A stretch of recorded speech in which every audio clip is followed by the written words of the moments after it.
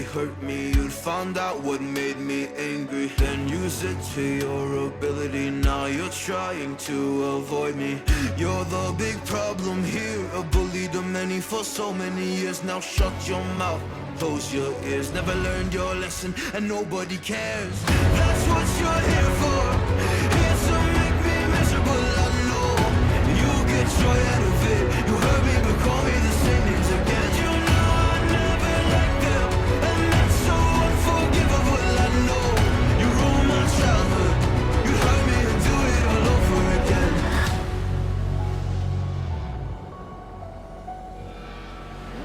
You ruined my childhood. You hurt me and do it all over again.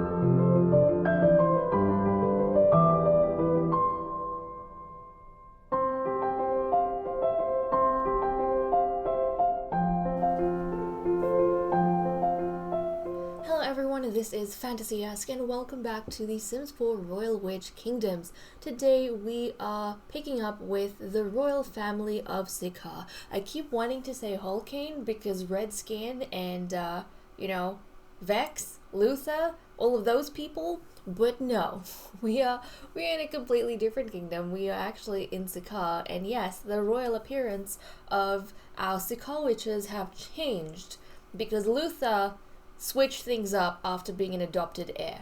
So High Queen Faina and her husband Lion, they never managed to conceive or have any children. So when they kind of went past the age of procreating, they basically had an adopted heir. So they took Luther as their own son, and so he became the heir, and now that Faina's passed on, Luther is High King of Ciccar. And so we are picking up during his wedding celebrations that are happening. Now, let's quickly go through what happened in the mini-movie. Basically, we saw Lion speaking to his son. Now Lion is a minor king, in case you guys are wondering. So he is not, I suppose, he's not considered one of the primary rulers of Ciccar anymore. He's kind of just, Luther is, the ruler of Ciccar, just one ruler. And then he has his wife, which is after him in authority. And then you have Lion, who has like a ceremonial title, I suppose in a lot of ways like the queen as well. So he is a minor king now, as a living relative of the current monarch, or the living parent, even though it's an adopted parent, in which society there is no word, I would say, for like adoptive father, or I haven't thought about stepfather even. I don't know if there would be an adoptive, like a word for stepfather, because in which society, when a parent assumes one role, then they are that role in its entire capacity. So even though, in technicality, like, Lion and Faina, they're actually Luther's Nalro and Nalda, so they're his maternal aunt and uncle, but because they adopted him, they now count as his royal father and royal mother, and he refers to them not as uncle and aunt, but he refers to them as his royal father and his royal mother. I suppose things were a little bit different for Luther growing up. There's so much we could talk about, and I probably will dive into it. It was a bit different for Luther growing up in Holcane, because his royal uncle kind of raised him up. Like his royal Cotro, Tetula Cotro, Edmund, raised him up, and he was his uncle, and then he married his mother. So his uncle would have normally been referred, I suppose, as his father, but in that case it's a little bit different, because he wasn't his uncle's adopted heir, so he didn't call his uncle father, he called him uncle, because that kind of relationship, I suppose, didn't change for him. Anyways, which families are very, very complicated, especially if you're related to this red-skinned figure right here. But in the movie, his royal father, Lion, the previous king of Ciccar, said that now, Luther, you are High King, and as your royal father, let me do one last thing. And he wanted to arrange Luther's royal marriage, which is what he ended up doing. Now, Padme, in the background, she was kind of like, I hope you choose the right one, Tetula Stabellum, royal brother-in-law, because the Ciccar bloodline is very precious, and the Ciccar throne is very precious. And when Lion was talking to Luther, he said that we have to arrange your royal marriage, or I want to arrange your royal marriage for the betterment of the kingdom and the bloodline. Now, even though Lion never ended up having any children with Faina, and Luther is not the, son, so the bloodline, I suppose you could say, got interrupted, Luther still has Ciccar blood in him through his mother's side, right? So he still carries that Ciccar lineage, and so they feel it's important, if possible, at least in this generation at least, to continue that Ciccar bloodline, especially because Padme, hasn't had any children and she's unmarried. So that's what happened. And then we moved to the wedding night, where we had, the bride and groom preparing, and we got to see the bride, which, for you guys would have been spoiled in the intro, but when you kind of saw who our new Queen of Ciccar was. But yes, the bride chosen for Luther was indeed Samara Naldagan of Nalkosi. So it makes sense to me, especially because Lion, he was born in Holcane, what was then called Holcane and is now called Nalkosi, and his family is from, like, his birth family, his brother and, you know, sister-in-law and nephews and nieces, they still live in Nalkosi right now. And the Naldagans, they are the other noble family in Holcane, Nalkosi, that have been looked down on, have struggled for a long time, and their High Lord, Eldrick, is very, very ambitious. It's so weird, but he was like the boy toy of Luther's grandmother at one point, when Luther's grandmother, Leia, was Queen of Holcane, like High Queen of Holcane. Eldrick was her boy toy when she was an elder and he was like a young adult. It was super weird. But then she died, and he kind of, I don't know if it became cast out, but the Naldagans, they kind of grew apart from the royal family. Anyways, he's still been scheming and he hasn't given up hope. When Holcane still existed, and Luther's uncle, who married his mother, yes, it is very complicated, I realize that.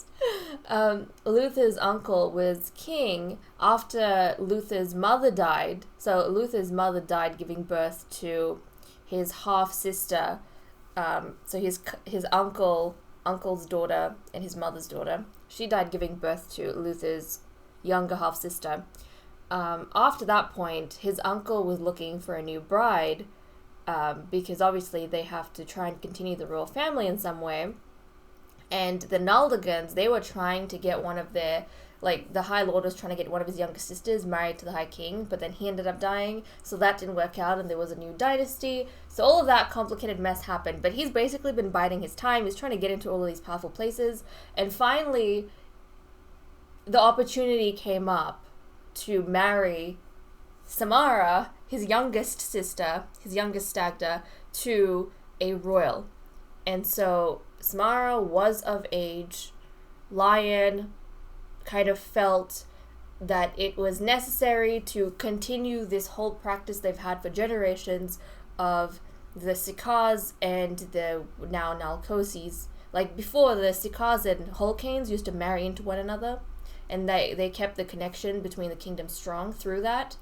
And now that Holcane has become Nalkosi under a new dynasty, then Lion feels as though it's just as important to maintain the connection between Nalkosi and Ciccar, which is why he went ahead and arranged Samara's marriage to Luther. But oh my goodness, all of that complication. Anyways, that happened, and then we saw like the wedding ceremony between Luther and Samara, and we're going to continue with the wedding party that is happening over here. Now, you will have noticed that the wedding fashion for the Ciccars have changed with Luther.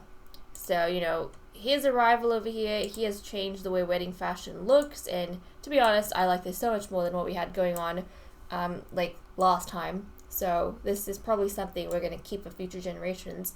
But look at Luther. Doesn't he look so cool? He looks so cool. So they have like a dark blue, cream, and then black sort of wedding attire.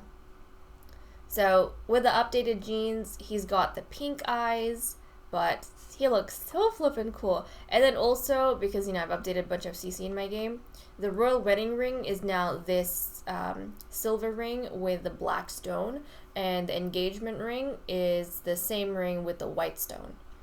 So there we go, the royal stuff. And then this is the Ciccar royal female wedding attire over here with Samara, who, oh my goodness, she has been biding her time, I tell you. She has been biding her time. I'm actually really excited, and she's got the dark blue eyes, which look really nice on her. But I am so excited to have like a red-skinned couple. This is our first red-skinned couple, but they don't count as pure breeds, of course, or pure bloods, I should say. They don't count as pure bloods because they don't have all of the same genetic markers. They've got different hair colors and eye colors to each other, but still, It is so fascinating to me because we started off with the Ciccars being entirely blue-skinned, and that continued into the following generation. And then we were wondering like how they're gonna change. And then with Luther being the adopted heir with red skin, and then his bride now has red skin, the appearance of the Ciccar royals are changing. So they're gonna be red in the future, which is so cool. But it's fascinating. It's fascinating how the beauty standards, I suppose, might change.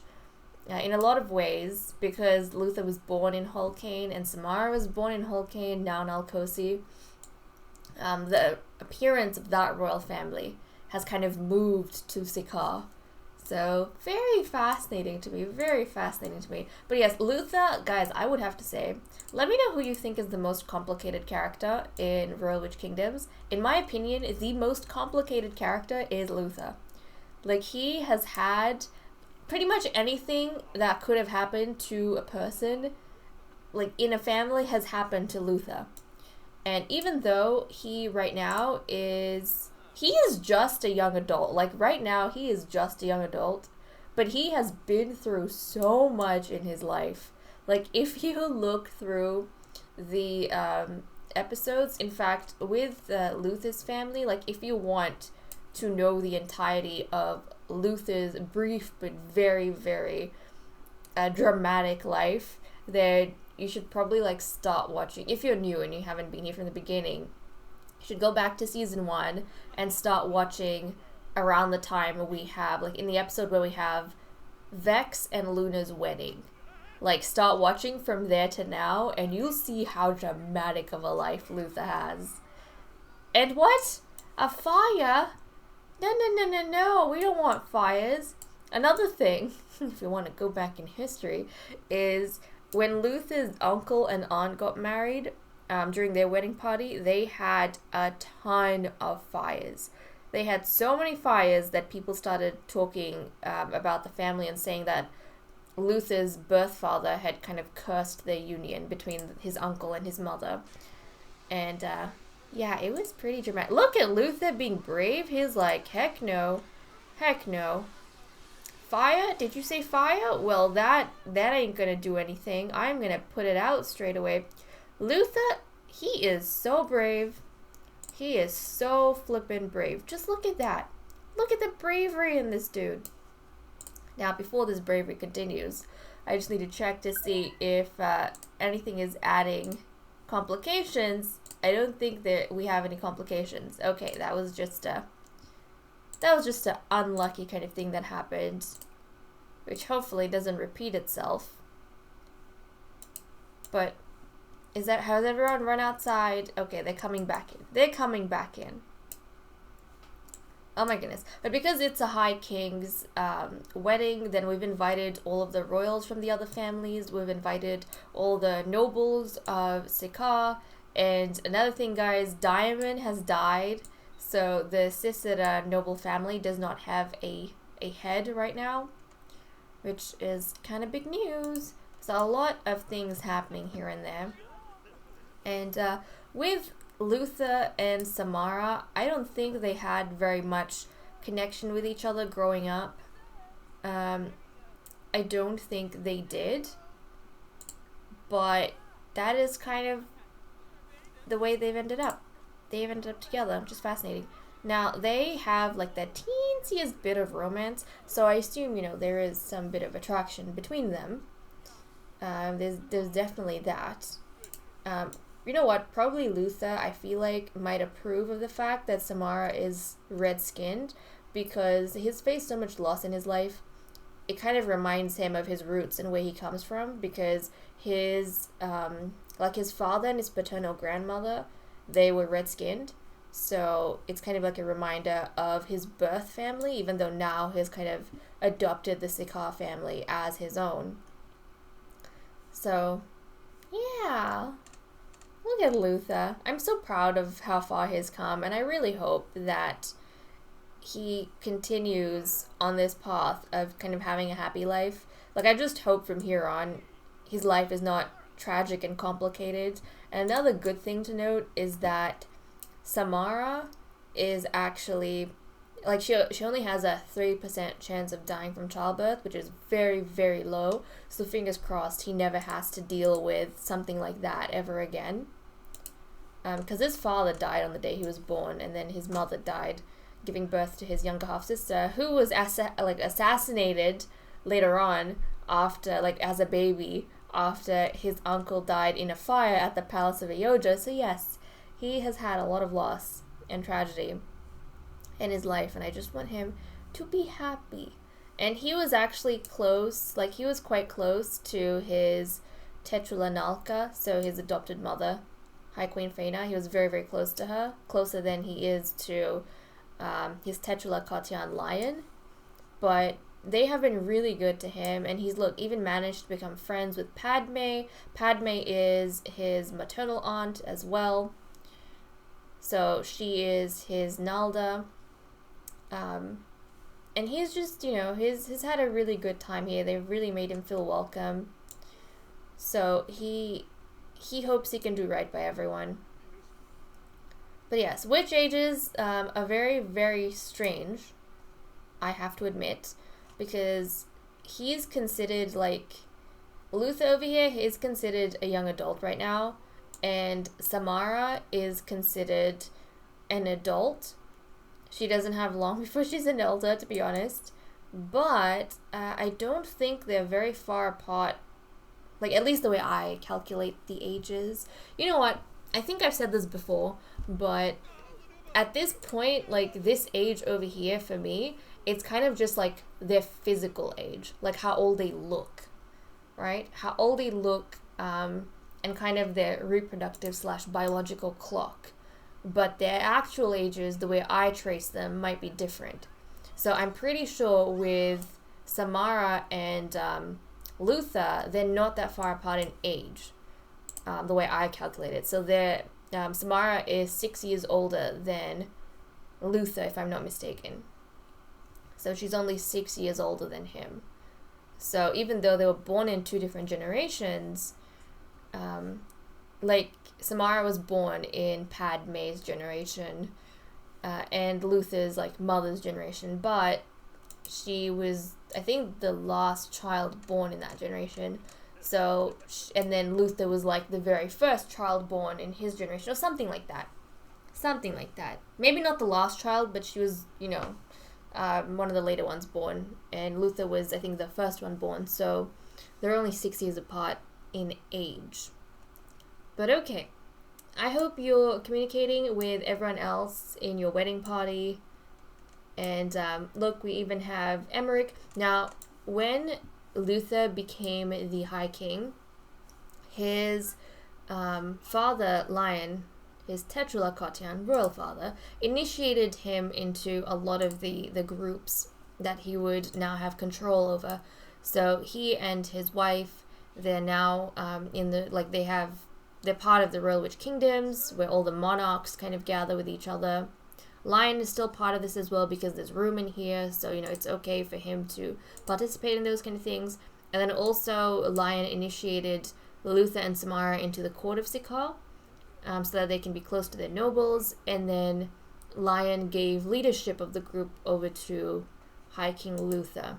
So he's kind of controlling that now. But, okay. So we have that.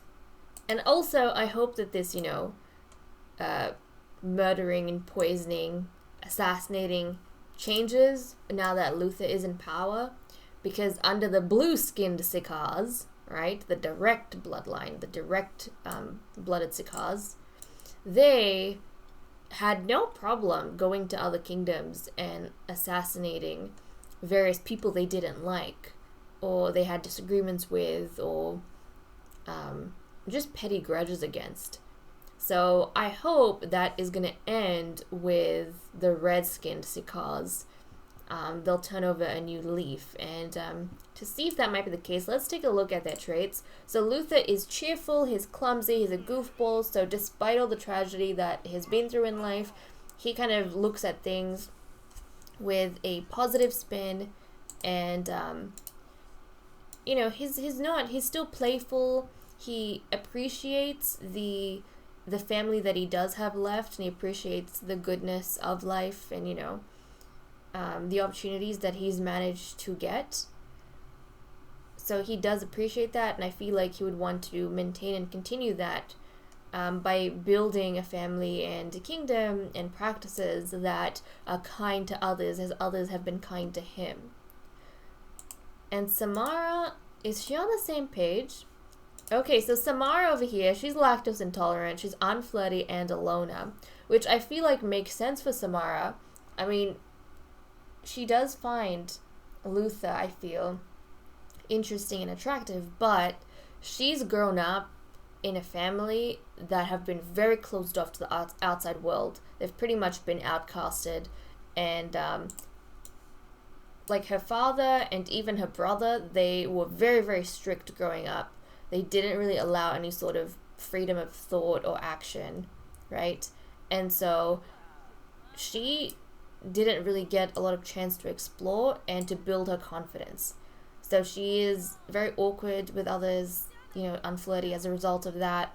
She isn't really used to affection and not really sure how that works exactly. She might be a bit slow on the uptake because it wasn't something given to her growing up. Or it wasn't something she was very much exposed to. The environment she grew up in, you kind of hide yourself and your desires, right? And then the whole loner thing as well. She's just not used to being in the company of other people, and she's just not used to being included in things. And even in this marriage, I don't think she would have had much of a say in it.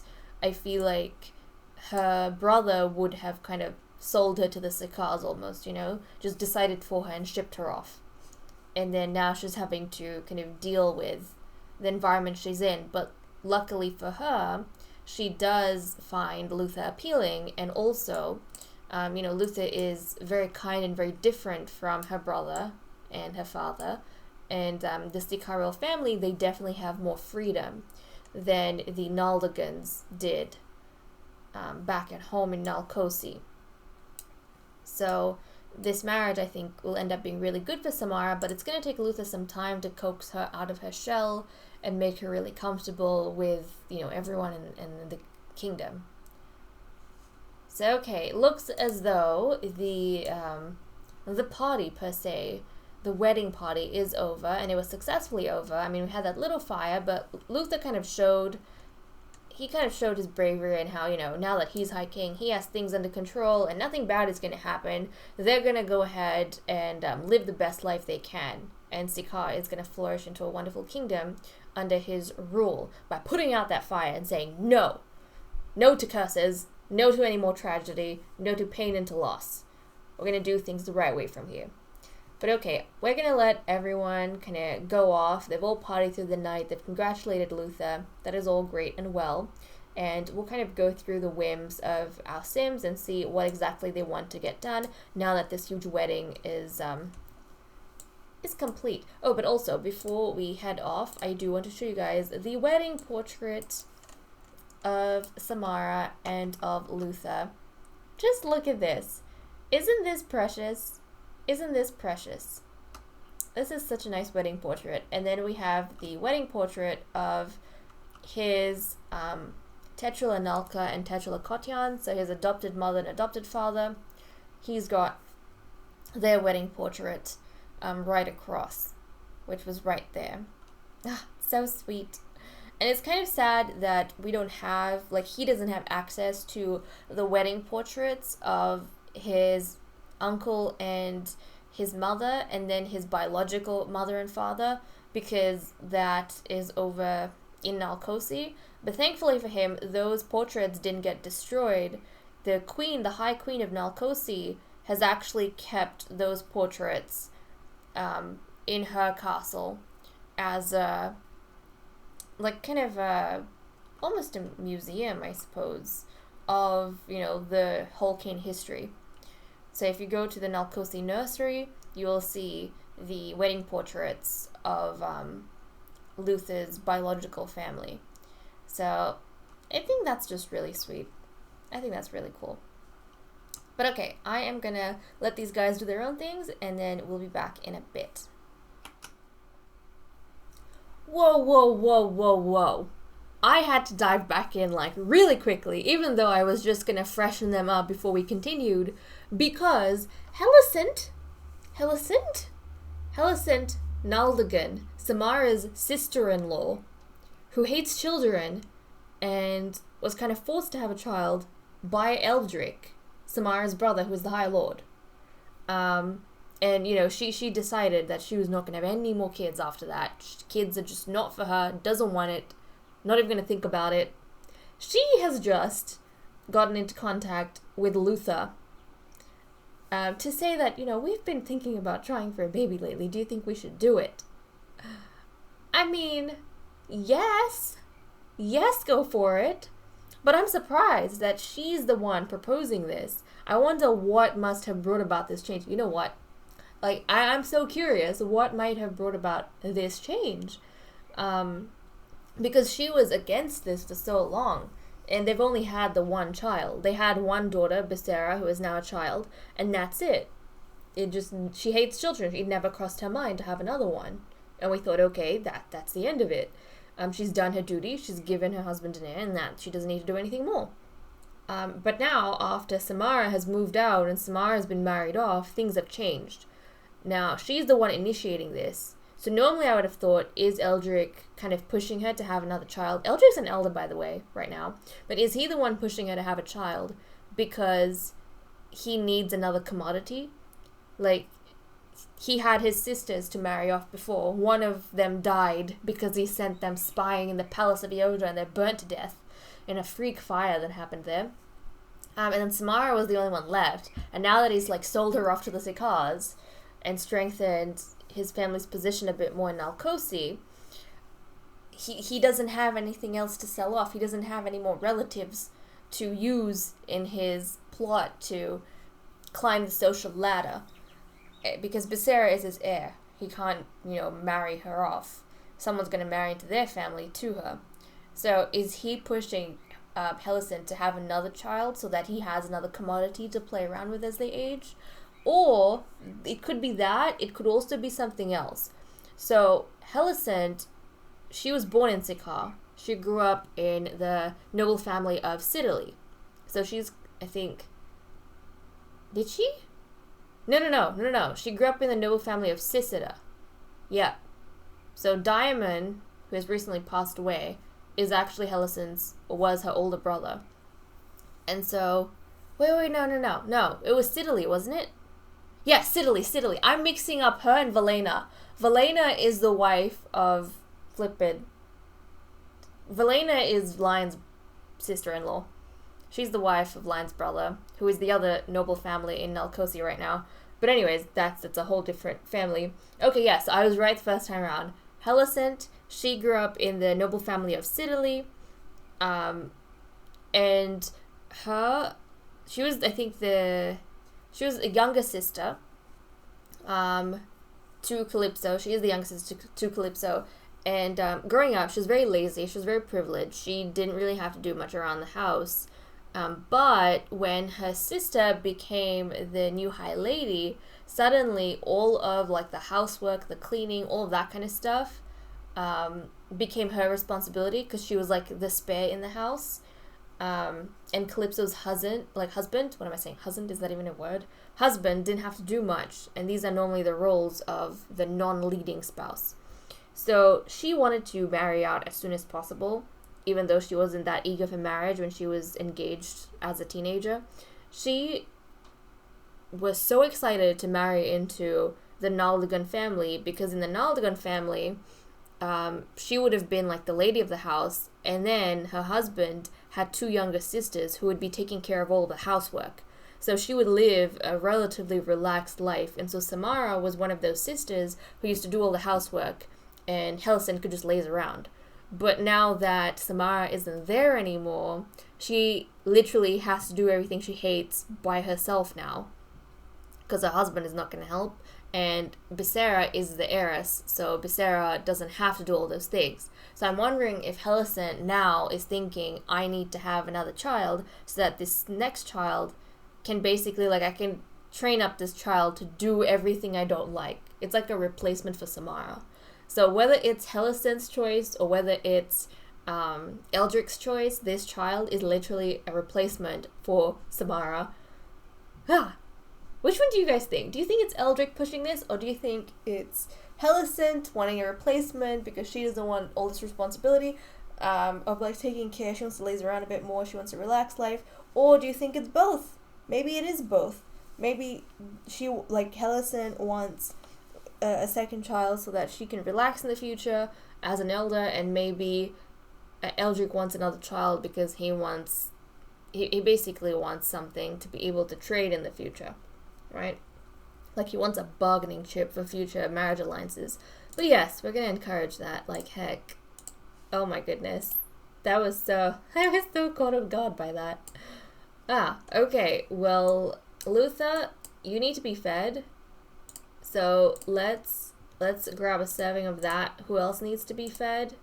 Okay, these guys have eaten. Padme, you have not eaten. Can we call, I suppose, resume your eggs and toast? You can't? Oh, because we don't have any space for anything? Right. This is one of the most difficult things here about cooking. You know what? We're just gonna get rid of a lot of these things on the counters because we need space to cook and we don't have space to cook. And we're gonna get let's get a caterer. We need a caterer so that we can have some food up in here. Like, please give us food. Okay, we have a service sim. It's always the lovely Lady Archrose. She's being sent to work or to help out the different families. Now, her husband is Valar. I wonder if she's being sent here as a spy, because that's another thing we kind of like doing with like these kind of situations. Whenever we get a caterer, well, that's kind of how we like to explain things. Like, whenever we get a caterer and we have like them doing things, if it's a witch from another house or another kingdom, then depending on their relationship with that family, like between the two families, we like to say that maybe they've been sent in as a spy. And to be honest, the raw ones recently, I mean, normally Archrose is helping her friends, but is she actually friends with anyone here? Is Archrose actually friends with anyone here? See, nobody here knows them, or knows her. Nobody here is close with her, and even Vex isn't close with her. So I would say that she's being sent here as a spy because Luther's, would it be his cousin? Yes, oh my goodness. Luther's, I didn't even realize this, guys, but Rune is actually Luther's cousin from his mother's side, because Rune's father, Elrond, King Elrond, is the brother of Luther's mother. So, like, Elrond is Padme's older brother. Older? I don't know. Something's going on in that family. I think his, Padme's older brother. Padme's the youngest, if I remember correctly. It was, like, the order of siblings with the Ciccars. It was Faina, then Luna, Luther's mother, then Elrond and Padme. So anyways, what I was going on about before, why I think Archrose is a spy, there's so much going on, I get sidetracked so easily. Like, I talk about one thing and then it reminds me of something else, so I go into another topic entirely. It's a bit kooky because there's so much content now, like so much history that have happened with these Sims. But essentially, Elrond's son, so Luther's cousin Rune, poisoned the eldest daughter of Archrose, who is named Aveline, quite recently. And so I can imagine how after that heartbreak, maybe Valar has spent, and Valar was quite against their friendship, so maybe Valar has sent Archrose to the Ciccar royal palace to spy as one of, like, the servants on them, in case, you know, they know anything about this. So, quite fascinating, but I think that's what's going on over here. Okay, is everyone who needs to be eating? Padme? Can you come down here and have some food, please? Grab a serving, honey. Let's grab a serving. And then we'll work through some of the whims that the others have. So Luther over here, he wants to stargaze with Emmerich. Well, it's a bit early for stargazing right now, so you might have to wait until later. But they ended up becoming really good friends before Luther was adopted into the Ciccar family. But Emmerich is Lion's nephew. So yeah, everyone is connected. Everyone's connected. It's pretty wild. And Lion over here, he has the interesting want of wanting to flirt with Lord Marquis, the husband of Calypso, who is the brother-in-law of Samara's sister-in-law. Everyone is connected, I tell you. Everyone. So I wonder if he can invite Marquis to the palace, and I don't know how Marquis is going to take this, but I don't know. Maybe... I mean, this obviously isn't the right thing to do, and in fact, he doesn't have a good relationship with Calypso at all. He does not like Calypso. Oh my goodness, when did this happen? He does not like Calypso, and he does not like Helicent. So I find it even more fascinating that... Does he have a relationship? Okay, he's friends with Eldrick. Okay. So he is friends with Eldrick. That's probably why he was open to this marriage in the first place. You know what? As soon as he sent word out that, you know, he was looking for a bride, Eldrick probably, like, was really pushing Samara in his face, and because Eldrick is friends with Lion, he was okay with that. But I suppose he doesn't like the Citadelles then, because he doesn't like Helicent, and Helicent's the younger sister of Calypso, and he doesn't like Calypso either. So he probably doesn't feel that bad, like, flirting with Marquis. But yeah, maybe he's feeling lonely now that Faina's gone. He had a really good relationship with Faina. But now that she's not around, maybe, you know, he's kind of desperate for some company. So I don't know how Marquis is going to take this. They're not exactly friends. And Marquis does have a good relationship with his wife. But, okay, he's in a flirty mood, apparently. Oh, look at that. Look at that. So, he had no problem, and I wonder why that is. Like, is there actually something going on between them? Or maybe Marquis kind of... Look at him go. But he's goofing around with him. Like, either he's going along with it because he doesn't really have a choice and he doesn't want to offend, you know, one of the Ciccars. Or he knows that Lion is very lonely and he kind of just wants to keep his company, or keep him company, and kind of make him, you know, feel a little bit better. So maybe he's kind of just joking around with him and is not actually seriously flirting with him. I don't know, maybe. And I'm also very fascinated about how the relationship between this new couple's gonna go, because you never know, they might have interests in all sorts of places. She's getting a little bit tired right now, but honey, get up, because I see interesting whims. She wants to flirt with Lord Darius, and she wants to chat with Lady Valena. Interesting. Okay, so Darius was one of the witches, the Zabrastra witches, who was brought in, a pale witch, who was brought in by Samara's older brother, to try and get in with one of the Eodja noble families who had recently lost, like, their High Lord. It was like a power play that I don't know if it's backfired on him just yet or not, but essentially she met Darius when her brother was plotting with Darius at their home in Nalcosi. So I suppose she kind of developed a bit of a crush on him? Maybe? Like, she developed a bit of a crush on Darius, but then, you know, Darius didn't really pay her much attention at all because he had his own motives. He was completely in love with, you know, whoever he was supposed to get married to, with, was it Lady Owain, he was like childhood sweethearts with almost.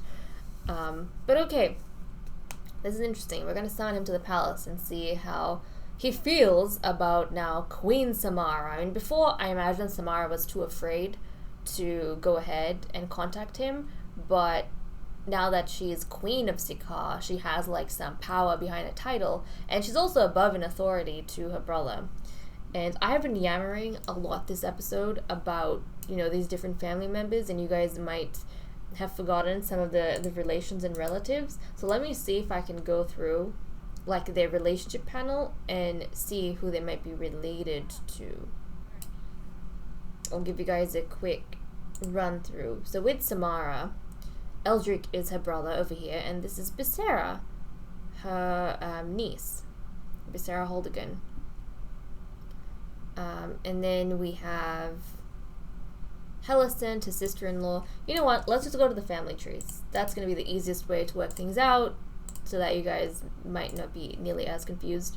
So we're gonna go from here. We're gonna go from here.